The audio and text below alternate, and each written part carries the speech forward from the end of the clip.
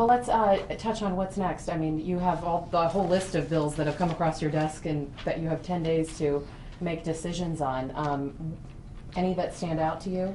Well, they're all up here now from my understanding, and we will start going through it. The policy people are reading over, lighting things up, the things that we need to figure out just exactly how it's all going to work.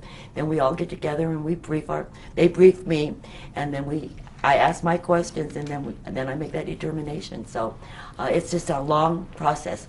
In the next 10 days, they'll either be signed or vetoed. I know that we're out of time, but I want to give you an Sure. opportunity to touch on the adoption bill. And there's a lot of people that thought, you know, gosh, I'm a single person. I don't want to get Yes. married. I still want to be able to adopt, and I don't want Yes. to wait in this long line. I want to give you the opportunity to speak to those women and men who choose not to be married. And I think that's really, really important. I was raised by a widowed mother. I thought that she did a great job with myself and my brother. So I understand that type of family.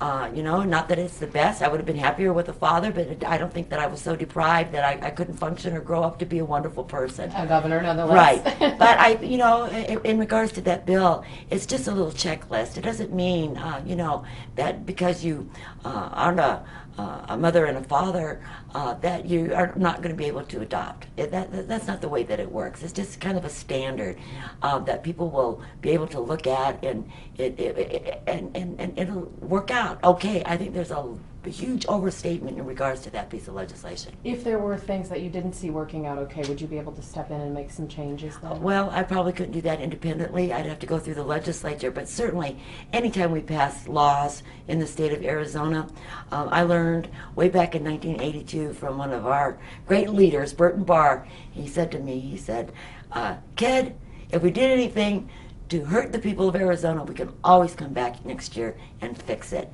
And because I was so distressed my first year in the legislature, I said, oh my goodness, what do we do to the people?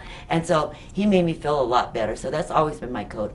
I'm always willing to come back and address or to look at legislation. Yeah, I know a lot of people stepped up, so Yeah, we're talking yeah. about that. Thank you so much Yeah, for thank your you. time.